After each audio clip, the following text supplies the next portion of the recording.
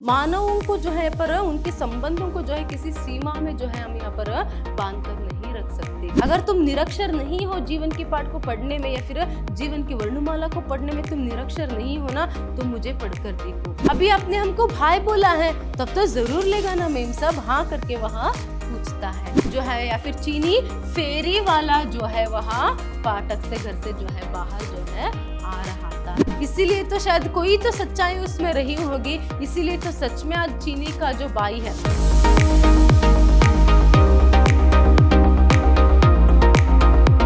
नमस्कार, मैं हूँ हर्षिता, हिंदी लेक्चरर, विद्याश्रम कॉलेज मैसूर।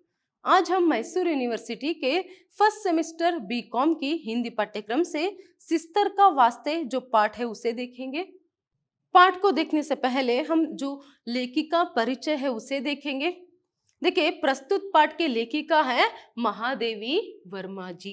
महादेवी वर्मा जी जो है हिंदी आधुनिक साहित्य में, उसमें भी छायावाद काल के जो है वह प्रमुख साहित्यकार या फिर महिला साहित्यकार जो है वह मानी जाती है।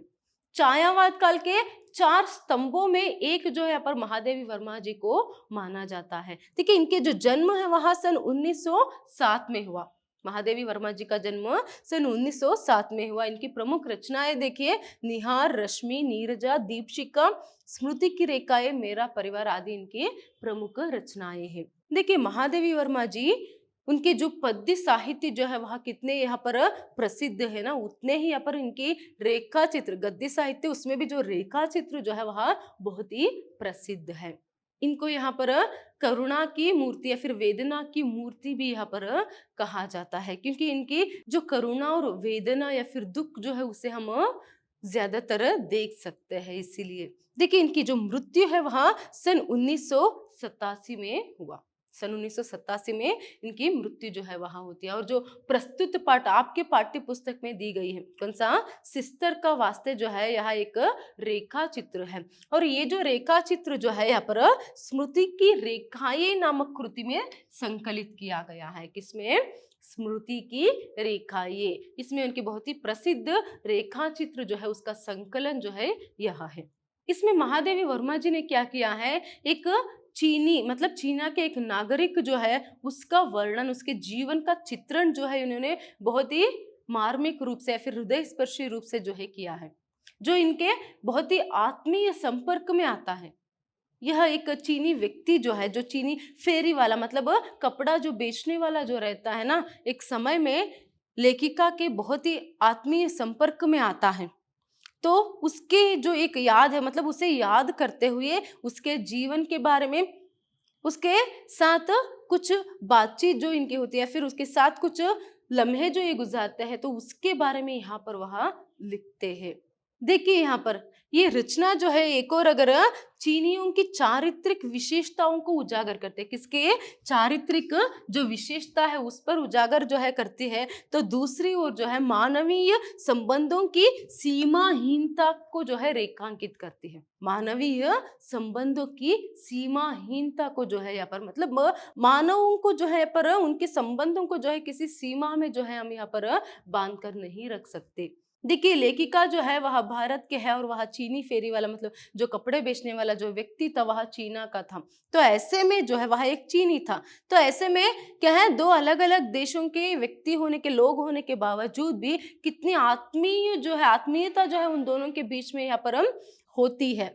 इसी से यहाँ पर हमें पता चलता है कि मानवीय संबंध जो रहते हैं वह जो है सीमा विहीन है करके। देश के लिए जो है पर सीमाएं रहते हैं, मगर मानवीय संबंधों के लिए जो है कोई सीमा जो है नहीं रहते करके इस पाठ में हम देख सकते हैं। देखिए, पर जो चीनी फेरी वाला है या फिर जिस चीनी व्यक्ति का जो यहाँ पर वर्णन या फिर चित्रण जो है यहाँ पर करती है लेखिका, उसका जीवन जो है दुख से जो है भरा हुआ है। तो उसी पीड़ा को जो है बहुत ही सूक्ष्म रूप से जो है, हृदय स्पर्शी रूप से जो है पर चित्रण जो है उसका वहां करती जाती है। आगे देखिए, यहाँ पर महादेवी वर्मा जी जो है पाठ का प्रारंभ वह किस तरह करती है। वह प्रारंभ में ही जो है चीनियों के बारे में जो है पर वह कहती है। देखिए वो क्या कहती है, मुझे चीनियों में पहचान कर स्मरण रखने योग्य विभिन्नता कम मिलती है। कुछ समतल मुख एक ही सांचे में ढले से जान पड़ते हैं और उनकी एक रास्ता दूर करने वाले वस्त्र पर पड़ी हुई सिकुड़न जैसे नाक की गठन में भी विशेष अंतर नहीं दिखाई देता। कुछ तिरछी, अधखुली और विरल भूरी बरौनियों वाली आंखों की तरह रेखाकृति देखकर भ्रांति होती है कि वे सब एक नाप के अनुसार किसी तेज धार से चीर कर बनाई गई है। देखिए पर जो यहाँ पर चीनियां जो है उनके बारे में कहते हुए लेखिका कहती है कि मुझे चीनियों में जो है यहाँ पर उतने पहचान कर उन्हें स्मरण रखने योग्य जो है कोई लक्षण जो है वह दिखाई नहीं देते। क्यों ऐसे कहते हैं? क्योंकि क्या है, एक ही समतल मुख जो है उनका है। मानो ऐसा लगता है कि मतलब उनके मुख अगर देखेंगे तो एक ही तरह के लगते हैं। एक बार और दो बार में हम उस व्यक्ति को जो है याद नहीं रख सकते, उसे पहचान नहीं सकते हैं। अगर एक बार उस व्यक्ति को मिले हैं तो फिर भीड़ में क्या है, चीनियों के बीच में एक चीनी को पहचानना जो है और उसे याद रखना जो है बहुत ही मुश्किल है, क्योंकि एक ही तरह के जो मुख है उनके रहते हैं। तो एक समतल मुख और मानो एक ही सांचे में वह डले हुए हैं ऐसे लगते हैं, एक ही सांचे में जो है डालकर उन्हें बनाया गया है ऐसे लगता है। और उनकी एक रास्ता दूर करने वाली जो एक वस्त्र पर पड़े हुई सिकुड़न, मतलब उनके वस्त्र और उसके साथ साथ जैसे नाक की गठन जो है पर देखिए यहाँ पर उनके नाक की जो गठन है उसमें भी कोई क्या है, बहुत अंतर जो है वहां नहीं रहता है। तो ऐसे में कोई विशेष अंतर जो है मुझे दिखाई नहीं देता। देखिए यहाँ पर कुछ तिरछी हुई, अधकुली हुई और विरल भूरी बरौनियों वाली आंखें, मतलब यहाँ पर लेखिका क्या कहने की कोशिश कर रहे हैं, एक ही तरह की आंखें, एक ही तरह की नाक और एक ही तरह के समतल क्या है उनके मुख है, मानो एक ही सांचे में डालकर उन्हें बनाया गया हो। तो ऐसे में एक या दो बार में जो है अचानक जो है उन्हें यहाँ पर हम पहचान नहीं कर सकते या फिर पहचान कर जो है उन्हें याद नहीं रख सकते। तो ऐसी विशेषता जो है, ऐसी विशेष अंतर जो है, डिफरेंस जो है हमें पता नहीं चलता है करके यहाँ पर वहां कहती है। आगे देखिए यहाँ पर वह कहती है, पर आज मुखों की एक रूप समष्टि में मुझे एक मुख आर्द्र नीलिमामयी आंखों के साथ स्मरण आता है कि जिसकी मौन भंगिमा कहती है, हम कॉर्बन की कॉपियां नहीं है, हमारी भी एक कथा है। यदि जीवन के वर्णमाला के संबंध में तुम्हारी आंखें निरक्षर नहीं है तो तुम पढ़कर देखो ना। देखिए यहाँ पर अभी उन्होंने जो कहा कि एक ही तरह के उनके मुख, आकार और कपड़े पहने का ढंग से भी उनकी एक ही तरह के रहता है, तो ऐसे में जो है उन्हें हम एक दो बार में पहचान कर याद भी हम नहीं रख सकते, पहचान नहीं सकते उन्हें। तो ऐसे में क्या है, मुझे आज एक मुख जो है वह याद आ रहा है। तो एक रूप समष्टि में भी क्या है, मतलब इस एक रूपता में भी जो है एक मुख जो आर्द्र नीलिमामयी, मतलब दुखी और क्या है नीलिमामयी आंखें, मतलब नीले आंख के एक व्यक्ति जो है उसे याद आते हैं। अभी देखिए स्मरण का अर्थ क्या है यहाँ पर, याद। तो वहां क्या है यहाँ पर, दुख से भरे हुए चेहरे वाले व्यक्ति और क्या है उसके जो आंखें जो है नीलिमामयी जो आंखें है, उस दुख को जो है वहां आंखों से ही क्या है यहाँ पर जता रहे, बता रहे कि उसमें बहुत सारी पीड़ा जो है वहां छिपी हुई है। इसीलिए मानो वो ऐसे ही मतलब बिना बोले ही उसकी आंखें जो है ये बता रही है कि क्या है, हम कॉर्बन की कॉपियां नहीं। अभी उन्होंने कुछ समय पहले बताया ना, सभी एक ही तरह के रहते हैं करके, तो हम कॉर्बन की कॉपियां नहीं, हम भी क्या है, हमारी भी एक कथा है, हम भी इंसान हैं, हम भी इंसान हैं और हमारी भी एक कथा है। तो ऐसे में अगर क्या है, तुम जीवन की वर्णमाला जो है जानती हो या फिर जीवन की वर्णमाला के संदर्भ में अगर तुम निरक्षरी नहीं हो, देखिए यहाँ पर निरक्षर का अर्थ क्या है, अनएजुकेटेड। निरक्षर मतलब अनएजुकेटेड। इसका अर्थ यहाँ पर क्या है, अगर तुम जीवन की जो यहाँ पर वर्णमाला जो है उसको तुम पढ़ना जानती हो, तो यहाँ पर क्या है, मेरी भी एक कहानी है तो तुम उसे पढ़ सकती हो। मेरे जीवन को जो है उसके बारे में जो है तुम जान सकती हो, हमारी भी एक कथा है, उस कथा को तुम सुन सकती हो। तो इस तरह जो है यहाँ पर वह कह रहा है, देखिए नहीं तो तुम पढ़कर देखो ना। अगर तुम निरक्षर नहीं हो जीवन के पाठ को पढ़ने में या फिर जीवन की वर्णमाला को पढ़ने में तुम निरक्षर नहीं हो ना, तो मुझे पढ़कर देखो। तभी तुम मेरे जीवन की जो कथा है उसे जान पाओगे। तो इस तरह जो है बिना बताए ही उसकी आंखें जो है इस तरह यहाँ पर उसे सूचना जो है दे रहे हैं। इस तरह यहाँ पर लेखिका को जो है उस व्यक्ति को पहली बार देखने पर या फिर उस व्यक्ति को देखने पर लगता है कि मानो वह कुछ क्या है कहना चाहता है। उसकी आंखों में वो दर्द, वो पीड़ा जो है वह उठकर जो है दिखते हैं। तो उसी से जो है क्या है उस व्यक्ति को जो है वह पहचान पाती है। तो यहाँ पर किस व्यक्ति को याद करते हुए अभी यहाँ पर महादेवी वर्मा जी जो है कह रही है, उसी चीनी फेरी वाला को। चीनी एक व्यक्ति जो है जो कपड़े बेचने का काम करता है, घूम घूम कर घर के पास जाकर कपड़े बेचने का जो काम करता है, उस व्यक्ति के बारे में यहाँ पर वहां कहती जा रही है। देखिए, चीनी फेरी वाला या फिर जो चीनी व्यक्ति जो है जिसका भेंट जो है जब पहली बार यहाँ पर लेखिका से होता है, तो उसका वर्णन यहाँ पर वह करते जाते हैं आगे से। कई वर्ष पहले की बात है, मैं तांगे से उतरकर भीतर आ रही थी और भूरे कपड़े का गट्टर बाएं कंधे के सहारे पीठ पर लटकाए हुई और दाहिने हाथ में लोहे का गज घुमाता हुआ चीनी फेरी वाला फाटक से बाहर निकल रहा था। मतलब बहुत साल पहले की बात है, बहुत साल पहले की बात है, जब मैं काम से लौट रही थी। तब देखिए, फाटक से मतलब वो मुख्य द्वार या फिर मेन गेट जो रहता है, तो वहां से जो है मतलब महादेवी वर्मा जी की, लेखिका जी के घर से जो है एक चीनी फेरी वाला मतलब कपड़े बेचने वाला जो है वहां बाहर निकल रहा था। तो उसी का यहाँ पर वर्णन जो है वहां करते हैं कि क्या है, एक भूरे कपड़े का गट्टर जो है बाएं कंधे पर, भूरे कपड़े का गट्टर जो है उसे बाएं कंधे पर लटकाए हुए और क्या है दाएं हाथ में लोहे का जो गज है उसे पकड़े हुए एक चीनी व्यक्ति जो है या फिर चीनी फेरी वाला जो है वहां फाटक से घर से जो है बाहर जो है आ रहा था। तो इस तरह यहाँ पर पहली बेंट के बारे में लेखिका कहती है कि देखिए यहाँ पर संभवतः मेरे घर को बंद पाकर वहां लौटा जा रहा था।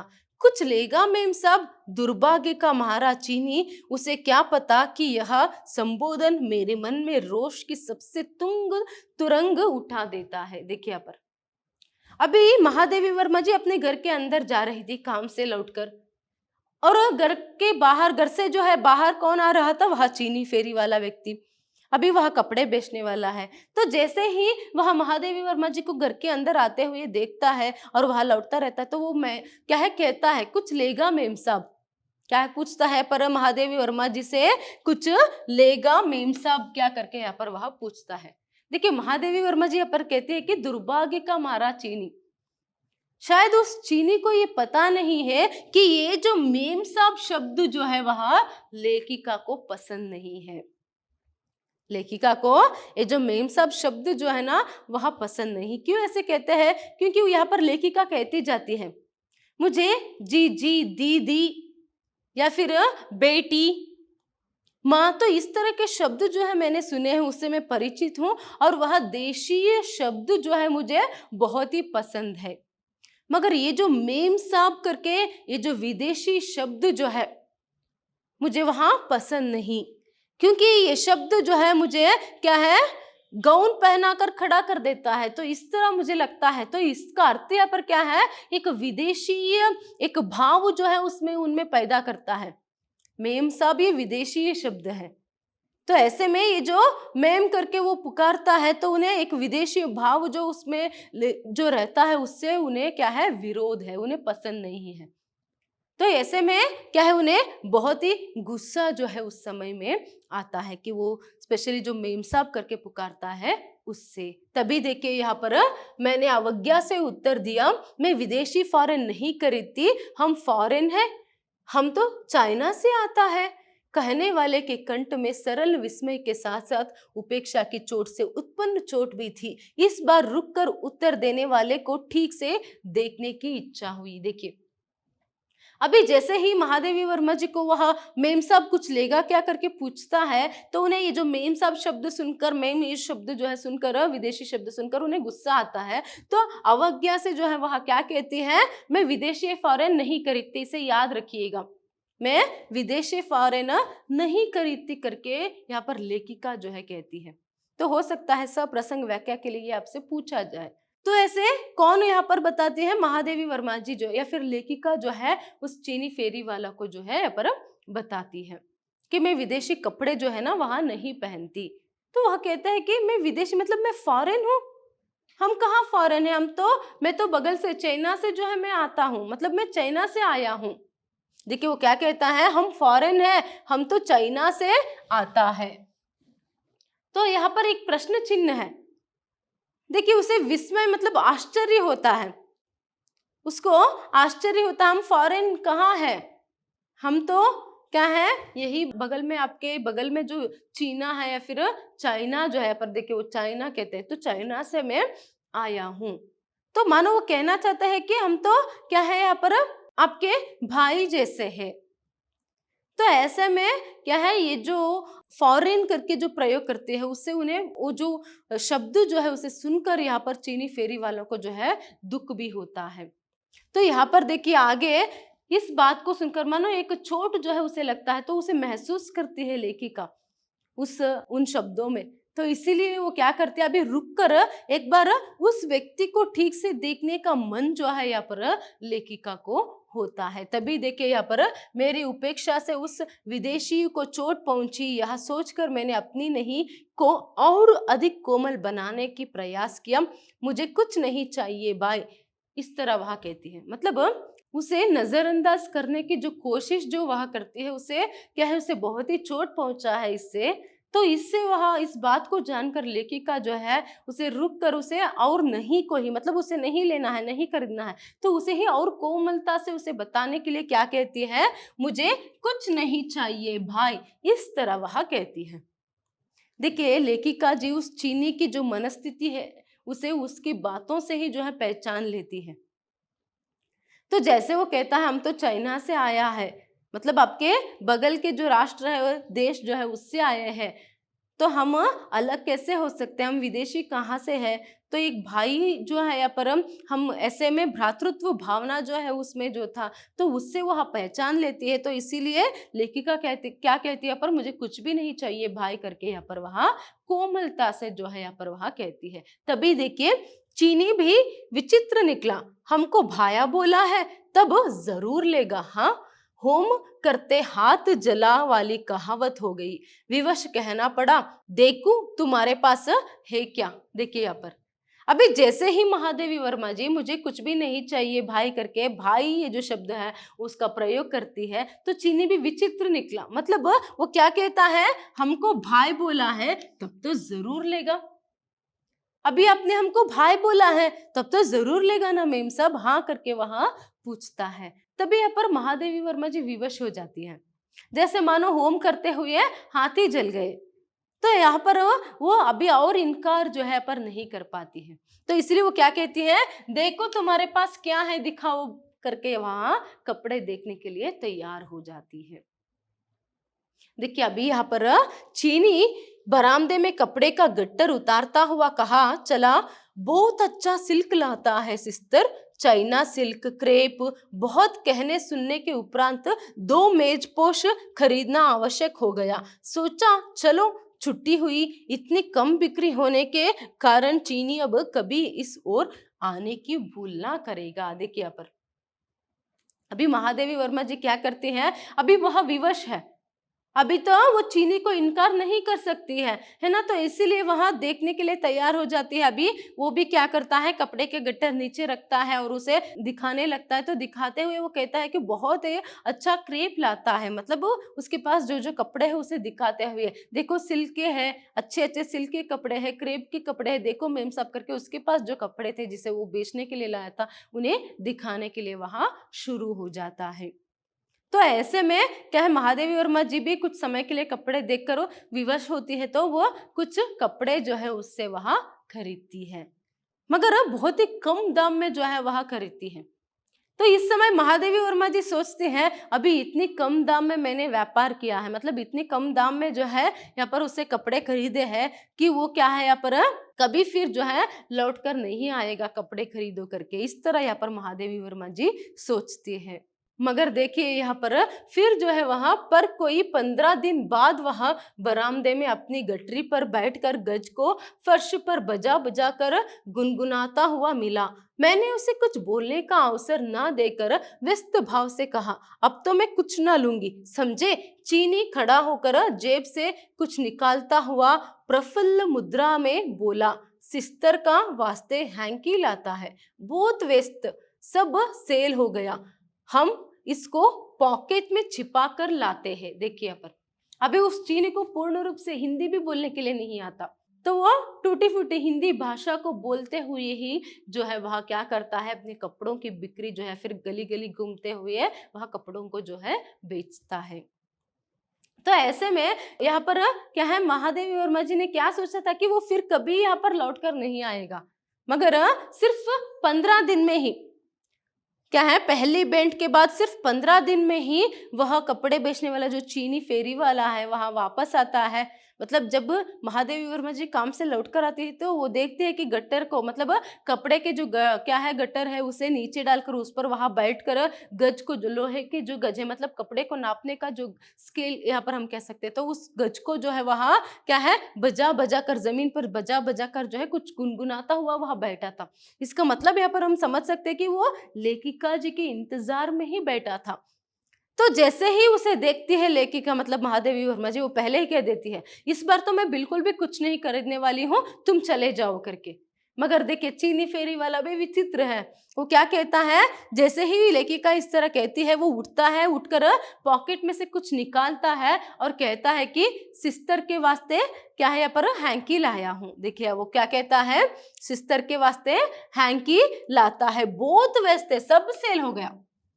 देखिए बहुत व्यस्त मतलब बहुत बेस्ट है, बहुत व्यस्त का अर्थ यहाँ पर क्या है, बहुत बेस्ट है, सब सेल हो गए, इसको तो मैं अपने पॉकेट में छिपा कर ले आता है, मतलब पॉकेट में छिपा कर लाया हूं, इस तरह वहां यहाँ पर कहता है।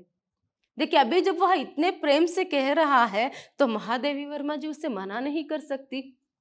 पहले बार भी क्या है, उसी एक स्नेह भाव जो रहता है या फिर एक भ्रातृत्व का एक भाव जो रहता है, उस भाव में विवश होकर महादेवी वर्मा जी क्या है वहां उसके पास कपड़े खरीद लेती है।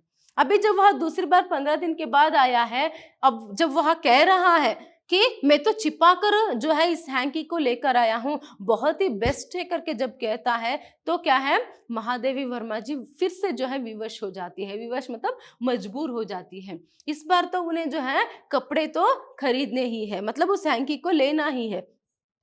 तो वो जैसे ही जेब से निकालता है तो पॉकेट से मतलब जेब से निकालता है तो क्या है कुछ हैंकीज थे बहुत ही अच्छे से, मतलब उसमें क्या है सफेद रंग के हैंकी जो रहता है उस पर क्या है रंग बिरंगी धागों से एम्ब्रॉयडरी जो है यहाँ पर सभी कोने में किया गया था, तो सुंदर थे, तो उसे वहां ले लेती है। देखिए उस समय भी, दिखाते समय भी वहां बार बार यही कहता था कि सिस्टर के वास्ते लाता है, सिस्टर के वास्ते लाता है, लाता है करते पर सिस्टर के लिए मतलब बहन आपके लिए मैं इसे लेकर आया हूँ। तो इस तरह कहते सिस्टर के वास्ते करके बहुत बार जो है ऐसे ही वहाँ महादेवी वर्मा जी के घर आता था। कुछ 10-15 दिन में एक बार तो जरूर जो है वह क्या है लेखिका के घर आता था और उसे बेचने की जो कोशिश है, कपड़ों को बेचने की जो कोशिश है वह करता था। तो ऐसे में उसका आना जाना तो बना रहता था। तो देखिए यहाँ पर महादेवी वर्मा जी कहती है, मन में सोचा अच्छा भाई मिला है, बचपन में मुझे लोग चीनी कहकर चिढ़ाया करते थे, संदेह होने लगा उस चिढ़ाने में कोई तत्व भी रहा होगा, अन्यथा आज यह सचमुच का चीनी सारे इलाहाबाद को छोड़कर मुझसे बहन का संबंध क्यों जोड़ने आता। पर उस दिन से चीनी को मेरे यहाँ जब तब आने का विशेष अधिकार प्राप्त हो गया। देखिए अभी उस संदर्भ से जो है चीनी को जब चाहे वहां, जब तब मतलब जब चाहे वहां लेखिका के घर में आने का एक विशेष अधिकार जो है उसे मिल गया। लेखिका भी यहाँ पर सोचती है कि बचपन में लेखिका जी को जो है सभी लोग जो है चीनी करके यहाँ पर चिढ़ाया करते थे, क्योंकि उनके चेहरा जो है कुछ चीनियों जैसा जो है उनका चेहरे का जो मुख्य लक्षण है वह था।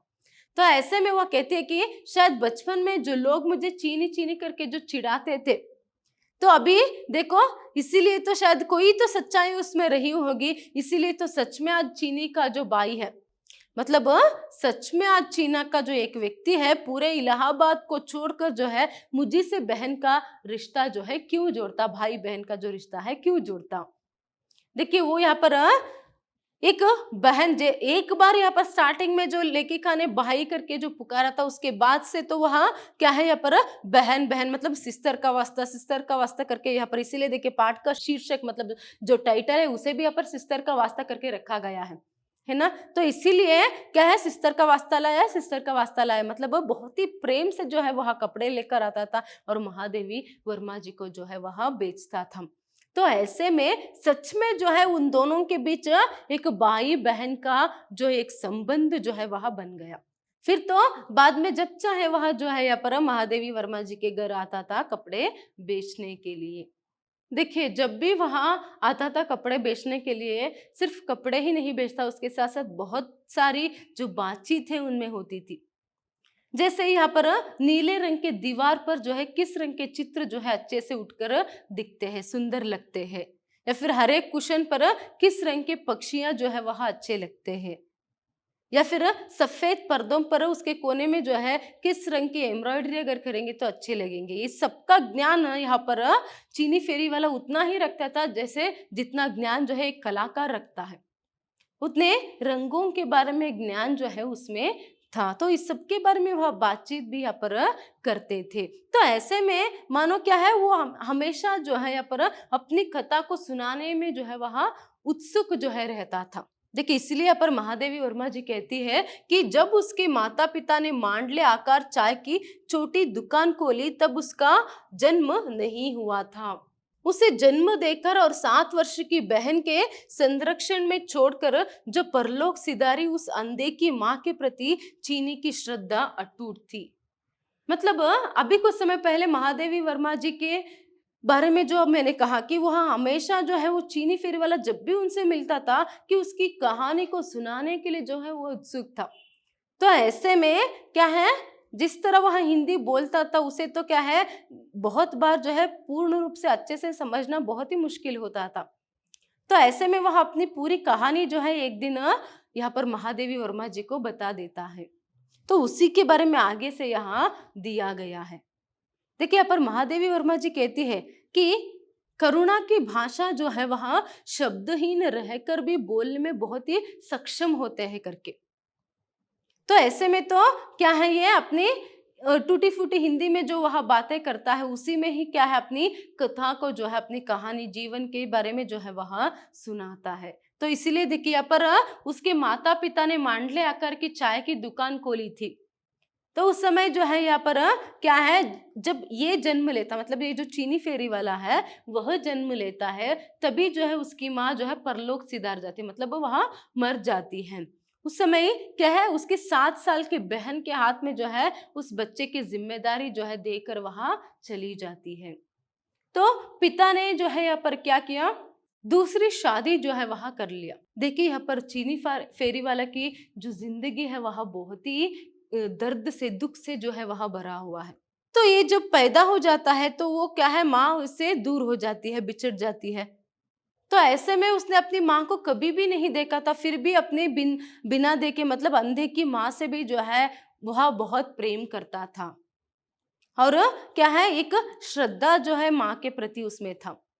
तो 7 साल की बहन जो है उसके संरक्षण में वहां क्या है उसे छोड़कर चली जाती है। तो बहन ही उसकी देखभाल सभी करती रहती है। तो ऐसे में पिता जो है बेटी भी मतलब वो भी 7 साल की है, वो भी छोटी है, तो इसीलिए क्या करते हैं दूसरी शादी करते हैं कि वह दोनों बच्चों का जो ख्याल है वह रखे। मगर आप लोगों को ही पता है जो विमाता है ज्यादातर वह कैसे रहते हैं, सभी विमाता जो है वह बुरे नहीं रहते, फिर भी इसका नसीब खराब था जो इसको यहाँ पर विमाता मिली वह बहुत ही बुरी थी। क्योंकि यहाँ पर क्या है वो उसकी बहन से घर का पूरा काम कराती थी, उसके साथ साथ देखिए उसके साथ साथ जब उसके पिता गुजर जाते हैं मतलब यहाँ पर ये जब 5 साल का बन जाता है, देखिए उसके पिता ने एक चाय की दुकान रखी थी, तो ऐसे में जब ये 5 साल का बन जाता है तो ऐसे में उसके पिता भी गुजर जाते हैं, उन्हें छोड़कर चले जाते हैं। तो अभी विमाता जो है अब तो और भी ज्यादा जो है यहाँ पर अत्याचार या फिर उनको मारना पीटना जो है यहाँ पर बहुत ही ज्यादा जो है करती थी। वो अगर उसकी बहन जो है उसकी बात नहीं मानी, मतलब विमाता की बात जो है अगर बहन नहीं मानी, तो क्या है यहाँ पर दोनों को भूखा रखना, दोनों को मारना। तो इस तरह जो है यहाँ पर सभी अत्याचार जो है वह विमाता जो है उन बच्चों पर करती थी। तो ऐसे में बहन क्या करती थी, पड़ोसी वालों के घर में जो है कुछ कामकाज उन्हें कर कर देकर या फिर काम कर कर जो है वहां भात मांग कर जो है अपने भाई को खिलाती थी, या फिर उनके जो क्या है देखभाल है वह खुद यहाँ पर करती थी। ऊपर से घर का पूरा काम करना है और विमाता के कुछ अत्याचार जो है उसे भी सहना है। तो इस तरह जो है यहाँ पर उसका हालात था। तो ऐसे में बहुत बार जो है यहाँ पर क्या करता है, जो छोटा सा बच्चा है, मतलब जो चीनी फेरी वाला है, वो सिर्फ क्या है 5-6 साल की है, फिर भी वह क्या करता है, पिता को ढूंढने का प्रयास करता है कि अभी पिताजी कहाँ चले गए। देखिए उस 5 साल की उम्र में पिताजी उसे छोड़कर जब चले जाते हैं, तो उसे क्या समझ में आता है, तो वो पिता को ढूंढने की कोशिश जो है करता है। वो इस तरह सोचता है कि अभी पिताजी नहीं है ना, इसीलिए विमाता जो है इतने कष्ट जो है वहां उन्हें दे रही है, इतना अत्याचार जो है उन पर कर रही है। शायद क्या है पिताजी अगर वापस लौट आएंगे तो क्या है पिताजी उसे सबक सिखाएंगे, फिर क्या है बहन भी क्या है वह भी अच्छे से रह सकती है, मैं भी रह सकता हूँ, इस तरह वह सोचता था। तो ऐसे में पिताजी की जो चाय की दुकान है जो उसने भाड़े पर दूसरों को दिया था विमाता ने, तो वहां पर जाकर जो है पर क्या करता है, वहां बार बार अपने पिता के बारे में जान पहचान वाले लोगों से पूछने का काम जो है वह करता था। कभी कभी जो है लोग जो रहते थे उस पर दया दिखाते, और कुछ जो बुरे लोग रहते थे वो यहाँ पर चाय के जो यहाँ पर जो दुकान का जो एक मालिक था उसे यहाँ पर पूछने की उसे बताने की कोशिश करते कि इस लड़के को इस दुकान के आसपास भी भटकने मत देना, तुम्हें तुम्हारा व्यापार जो है वह ठीक से नहीं होगा करके। तो इसीलिए ऐसा कैसे कुछ लोगों ने क्या यहाँ पर कह दिया पता नहीं, वह जो चाय का दुकान का जो एक मालिक था वह क्या करता है, उसे मार कर भगा देता है कि तुम दोबारा यहाँ पर मत आना करके। तब से वो पिता को ढूंढने का काम जो है वह छोड़ देता है। फिर ऐसा ही चलता रहता है। ऐसे में देखिए एक दिन क्या होता है, पर एक दिन बहन बाहर गई तो लौटी ही नहीं। सवेरे विमाता को कुछ चिंतित भाव से उसे खोजते देख बालक सहसा किसी अज्ञात भय से सिहर उठा। बहन उसकी एकमात्र आधार बहन, पिता का पता ना पा सका और अब बहन भी खो गई। वह जैसा था वैसा ही बहन को खोजने के लिए गली गली में मारा मारा फिरने लगा। देखिए यहाँ पर बेचारे ने क्या है अभी तक माता पिता को खो दिया है, फिर अभी उसका जो एकमात्र सहारा जो बहन थी वह भी जो है अभी खो गई है। मतलब जब वो एक बार जो है ऐसे ही घर से जो बाहर निकली थी फिर वह लौट कर ही नहीं आती है। इसका कारण क्या है, बहन कहाँ चली गई पता नहीं। तो ऐसे में क्या है अभी तो उस संदर्भ में बच्चा कैसे सोचता है, देखिए अभी तो उस समय में वो छोटा था। तो ऐसे में क्या है जब विमाता जो है वह उसकी बहन को इधर उधर ढूंढने की कोशिश करती है, तभी देखिए यहाँ पर बालक न जाने किस अज्ञात भय से सिहर उठना, सिहर उठने का अर्थ क्या है, कांप जाता है, कांप उठता है वहां कि अभी तो पिताजी भी नहीं, अभी पिता का जो पता है वह भी नहीं पा सका, अभी क्या है बहन भी नहीं लौट कर आई है।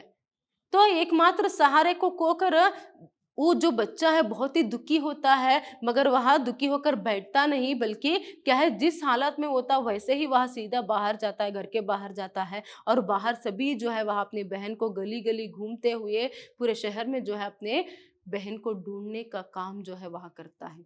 आप ही सोचिए एक छोटा सा बच्चा जो है अभी उसका देखभाल करने के लिए कोई नहीं है, उसे प्यार जताने के लिए, उसे प्यार दिखाने के लिए कोई व्यक्ति नहीं है, उसका एकमात्र सहारा जो बहन है वह भी नहीं है, तो उस छोटे से बच्चे के ऊपर क्या गुजर सकता है, और वहां कैसे गली गली जो है अपने बहन को ढूंढने के लिए भाग जाता है।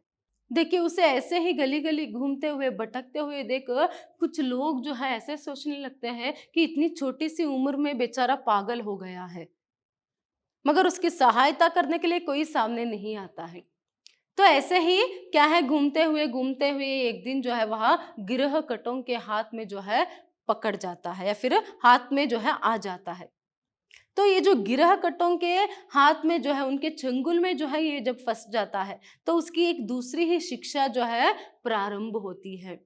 मतलब वो लोग क्या करते थे, या तो बच्चों को अगवा करके या तो ऐसे ही क्या है अनाथ बच्चों को पकड़ कर लेकर आते, या फिर कुछ बच्चों को खरीद कर या फिर अगवा कर कर वहां लेकर आते और उन बच्चों को जो है अलग अलग तरीके से भीख मांगना या फिर चोरी करना, ये सभी काम जो है वहां सिखाते थे, उसकी ट्रेनिंग जो है देते थे। फिर कुछ बच्चों को भीख मांगने के लिए देखिए बच्चों के हाथ पांव तोड़कर या फिर उनकी आंख निकाल कर, तो ऐसे सभी करके भीख मांगने के लिए, या फिर कोई होशियार बच्चे हैं तो उन्हें जो है पर चोरी करने की जो एक ट्रेनिंग जो है पर दिया जाता था। ऐसे गिरहकटों के एक क्या है ग्रुप में जो है, जब वह ग्रुप को जो है वहां मिल जाता है तो उसको भी इसी तरह का ट्रेनिंग जो है शुरू हो जाता है। तो देखिए यहाँ पर कुत्ते के पिल्ले के समान ही वह घुटनों के बल खड़ा रहता और हंसने रोने की विविध मुद्राओं का अभ्यास करता। तो वहां पर बताया मैंने, या तो भीख मांगने के लिए या फिर चोरी करने के लिए जो है उन लोगों को ट्रेन जो है किया जाता था करके। तो ऐसे में वो कुत्ते के पिल्ले की तरह घुटनों के बल खड़ा रहता, विविध मुद्राओं में अलग अलग तरीके से हंसना या फिर रोना, तो इस सब का ट्रेन जो है या फिर इस सब का अभ्यास जो है उसे कराया जाता था। हंसी का स्रोत इस प्रकार सूख चुका था कि अभिनय में भी वह बार बार भूल करता और मार खाता, पर क्रंदन उसके भीतर इतना अधिक उमड़ा रहता था कि उसे क्या है पर उसको कोशिश करने की प्रयास करने की आवश्यकता ही नहीं पड़ती। देखिए यहाँ पर मैंने बताया कुछ हंसने के अलग अलग ढंग से हंसने का या फिर रोने का एक प्रयास जो है उसे कोशिश अभ्यास ट्रेन जो है उसे करवाया जाता था करके। तो ऐसे में क्या है वो ऐसे अलग अलग भंगी में जो है या पर बैठ कर या फिर खड़े होकर जो है रोना हंसना, तो ऐसे में जब हंसने की बात आती थी तो वहां हंस ही नहीं पाता था। और क्रंदन मतलब रोना जो है वहां बहुत ही अच्छे से कर पाता, ठीक से ना हंसने के कारण जो है क्या है यहाँ पर उसे मार भी खाना पड़ता था। वो लोग मारते पीटते उन बच्चों पर अत्याचार करते। तो ऐसे में क्या है रोने की ट्रेनिंग जब देने का समय रहता था तो वो बहुत ही आसानी से कर पाता था, क्योंकि मन में उतना दुख है उसमें, तो रोने के लिए तो उसे ट्रेन करने की आवश्यकता ही नहीं। बहुत ही स्वाभाविक रूप से जो है उसके आंखों से आंसू जो है वहां निकल आते थे, उसके मुख में जो है दुख जो है वहां भर जाता था। तो ऐसे ही देखिए सभी उसको जो अभ्यास मतलब प्रैक्टिस सभी कराने के बाद जब उसे बाहर छोड़ते हैं, तभी देखिए यहाँ पर वह एक दिन अपने पिता के एक परिचित व्यक्ति से मिल जाता है। देखिए यहाँ पर यदि दीक्षांत संस्कार के उपरांत विद्या के उपयोग का श्री गणेश होते ही उसकी भेंट पिता के परिचित एक चीनी व्यापारी से ना हो जाती तो इस साधना से प्राप्त विद्वत्ता का क्या अंत होता, यह बताना कठिन है। पर संयोग ने उसके जीवन की दिशा को इस प्रकार बदल दिया कि दुकान पर व्यापारी की विद्या सीखने लगा। देखिए कहाँ उसे चोर या फिर भिक्षा मांगने की जो एक ट्रेनिंग जो है यहाँ पर दी जाती थी, अगर वहां उन्हीं के साथ होता तो शायद ही क्या है वहां एक चोर बनता या फिर क्या बनता पता नहीं, उसकी परिस्थिति कैसी होती ये हम क्या है सोच भी नहीं सकते। तो ऐसे में श्री गणेश करने के लिए मतलब उसे जो विद्या सिखाई उसका श्री गणेश करते हुए उसे दीक्षांत जब करने का समय आया, मतलब क्या है किस तरह वहां उसने उस विद्या को सीखा है इसको देखने के लिए जब उसे बाहर छोड़ा जाता है, तभी एक समय जो है यहाँ पर उसी समय में वहां उनके पिता की जो परिचित एक व्यापारी था उसे मिल जाता है। तो ऐसे में उस व्यापारी क्या कर वहां जो व्यापारी है क्या करता है उस बच्चे को जो है अपने साथ लेकर जाता है, फिर अपने ही दुकान में उसे रखकर जो है व्यापार करने की कपड़े को बेचने की जो विद्या है वहां सिखाता है। देखिए दुकान पर व्यापारी की विद्या सीखने लगा, क्योंकि अभी भी वह एक व्यापारी ही है। देखिए यहाँ पर थोड़ा से जो है उसके नसीब जो है अच्छे थे या फिर उसका नसीब अच्छा था कि जो है यहाँ पर अपने पिता के एक जो परिचित व्यक्ति है उसका भेंट जो है हो जाता है उससे। तो ऐसे में चोर बनने वाला फिलहाल जो है अभी वह एक व्यापारी की जो विद्या है वह सीखने लगा। फिर देखिए वहां उसी दुकान में जो है बहुत अच्छे से किस तरह कपड़े को बेचते हैं इस विद्या को वहां सीख लेता है। तो फिर इसके बाद देखिए कुछ अधिक समझदार होने पर वहां उसने अपनी अभागी बहन को ढूंढने का बहुत प्रयत्न किया पर उसका पता ना पा सका। ऐसी बालिकाओं का जीवन खतरे से खाली नहीं रहता, कभी वे मूल्य देकर खरीदी जाती है और कभी बिना मूल्य के गायब कर दी जाती है। कभी कभी वे निराश होकर आत्महत्या कर लेती है और कभी शराबी ही नशे में उन्हें जीवन से मुक्त कर देते हैं। उस रहस्य की सूत्र धारिणी विमाता भी संभवतः पुनर्विवाह कर किसी और को सुखी बनाने के लिए कहीं दूर चली गई थी। इस प्रकार उस दिशा में खोज का मार्ग ही बंद हो गया। देखिए यहाँ पर अभी क्या है, वो ऐसे ही कपड़े को बेचने की जो विद्या उसे सीखते हुए वहां बड़ा हो जाता है, उसी दुकान में उसी व्यक्ति के पास जो है वहां रहता है। तो ऐसे में जब वह थोड़ा अधिक समझदार हो गया, मतलब जब वह क्या है बड़ा हो जाता है, थोड़े से समझदार हो जाता है, तो वह क्या है अपनी बहन को ढूंढने का कोशिश जो है, प्रयास जो है वह करता है, मगर उसकी बहन जो है नहीं मिलती है। क्यों? देखिए, ऐसी जो लड़कियां रहती है कभी कभार बिना मूल्य के ही जो है वह गायब कर दी जाती है, मतलब उनको जो है किडनैप जो है हो जाता है, या फिर हो सकता है कि मूल्य देकर उसे खरीदा गया हो सकता है उसकी विमाता ने ही जो है उस बहन को जो है बेच दी हो किसी को। देखिए, अगर ऐसा होता, अगर या फिर ऐसा हुआ है, तो यहाँ पर उस लड़की पर जो है क्या बीता होगा। तो ऐसे में वह यही बात जो है पर कहते हैं, मतलब वो इतना तो अभी समझ सकता है ना। तो जो युवा अवस्था में जो लड़की गायब हुई है उसका अर्थ क्या है, उसका मतलब क्या है।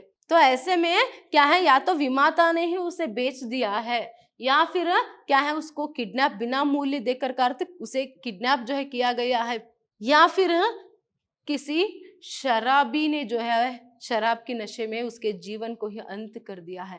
इसकी जो सूक्ष्मता है आप अगर समझेंगे तो क्या है, यहाँ पर उस बहन पर क्या बीता होगा ये हम सोच सकते हैं। देखिए, असल में ये सभी समस्या ही है हमारे समाज या फिर दुनिया में, कि बच्चों को किडनैप करना या फिर लड़कियों को किडनैप करना।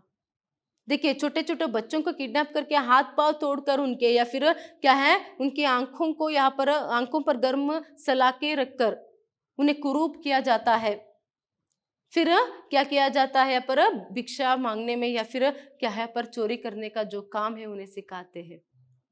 फिर उसके बाद यहाँ पर अगर लड़कियों की हालत अगर हम देखेंगे, तो ऐसे गरीब या फिर क्या है ऐसे अनाथ लड़कियों का हालत क्या हो सकता है, या फिर शायद ही विमाता ने उसे किसी काम पर अगर भेजा है तो वहां पर कोई शराबी जो है नशे में धुत शराबी जो है क्या है उसका जो काम है उसका तमाम जो है उसने कर दिया हो।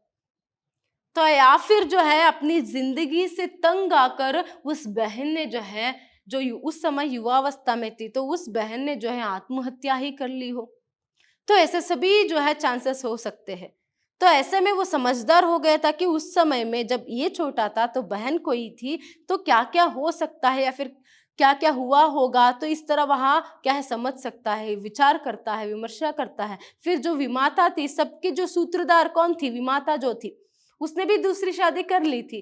तो ऐसे में क्या है वह भी वहां से दूर चली गई थी, तो अभी क्या है वह जाकर विमाता से भी नहीं पूछ सकता कि मेरी बहन कहाँ है, उसने तुम्हें क्या है किसने बेचा, उसको तुमने किसे बेचा ये भी वहां नहीं पूछ सकता, या फिर उसका क्या किया तुमने ये भी वहां नहीं पूछ सकता। तो ऐसे में बहन को ढूंढने के जो सारे रास्ते हैं वहां बंद ही हो गए। तो देखिए, अभी तक जो है यहाँ पर उसकी जो जिंदगी है कितनी दर्द भरी हुई है यहाँ पर हम देख सकते हैं। फिर देखिए, वहां ऐसे ही जो है कपड़े की दुकान में चीना में जो है यहाँ पर वहां काम करता रहता है। ऐसे में देखिए, इसी बीच में मालिक के काम से चीनी रंगून आया।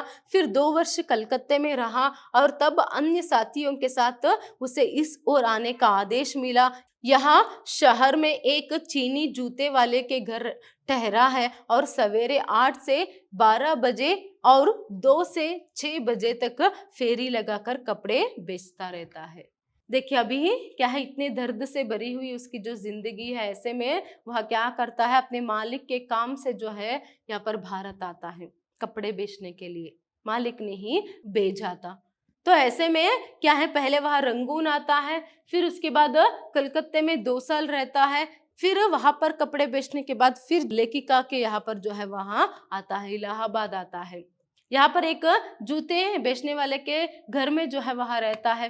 तो यहाँ पर रहकर जो है देखिए, सुबह 8 से 12 बजे तक, फिर 2 से 6 बजे तक जो है फेरी लगाकर वहां कपड़े बेचता रहता है। फेरी लगाकर मतलब गली गली घूम कर घर के पास जाकर सभी वहां कपड़े बेचने का काम जो है करता रहता है। इसी बीच में ही लेखिका और जो चीनी फेरी वाला जो है उन दोनों का भेंट जो है होता है, और उन दोनों में क्या है एक भाई बहन का संबंध जो है वहां बनता है, और उन दोनों में इतनी आत्मीयता जो है वहां होती है। स्पेशली उसकी जो कहानी है उसे सुनने के बाद तो जो है यहाँ पर महादेवी वर्मा जी को जो है उसके प्रति जो स्नेह या फिर एक भ्रातृत्व भाव जो था वह और भी बढ़ गए। देखिए शायद ही जो है वह चीनी फेरी वाला जो है लेखिका में अपनी खोई हुई बहन को जो है देख पाता था। शायद ही लेखिका में अपनी खोई हुई बहन को जो है वह देख पाता था, इसीलिए तो उन दोनों के बीच में जो है इतना एक आत्मीयता जो है वहां बन पाई।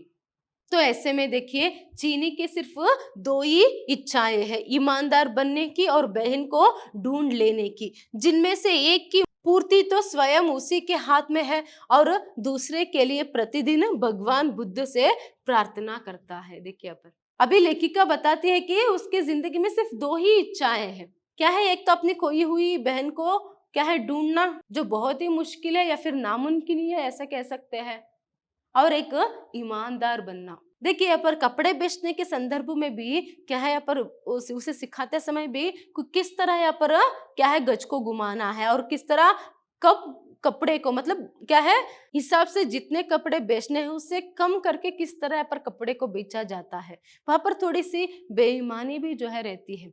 व्यापार में क्या है बिना बेईमानी किए हुए तो क्या है यहाँ पर व्यापार तो नहीं कर सकते। तो ऐसे में वह काम जो है उस काम करने का जो सीख जो है उसे मिला था। तो ऐसे में उसकी क्या है यहाँ पर इच्छा क्या है? ईमानदार रहना। लेखिका कहती है कि जो उसके हाथ में ही है ना, अगर वो यहाँ पर कोशिश करे तो वह एक ईमानदार व्यक्ति जो है वह बन सकता है। देखिए ऐसे में यहाँ पर एक दिन क्या होता है, किसी दिन पिता का पता पूछने जाकर वह हकलाया था। आज भी संकोच से हकला रहा था। मैंने सोचने की अवकाश पाने के लिए प्रश्न किया, तुम्हारे तो कोई है ही नहीं, फिर बुलावा किसने भेजा?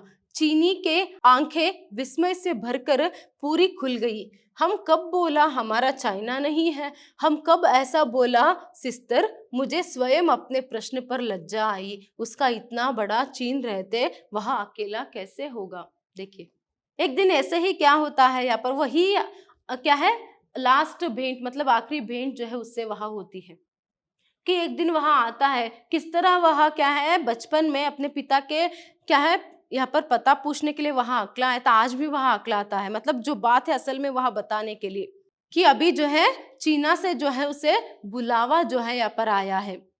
अभी युद्ध की क्या है यहाँ पर समय है, तो ऐसे में युद्ध में शामिल होने के लिए उसे जाना, अपने देश के तरफ से लड़ने के लिए जो है उसे जाना है।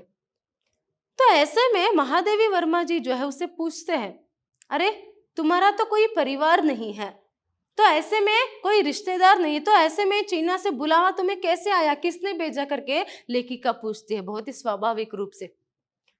तभी देखिए पर चीनी फेरी वाला क्या कहता है, हमने कब बोला सिस्टर हमारा चाइना में कोई नहीं है? हमने बोला था आपको कि हमारा चाइना नहीं है।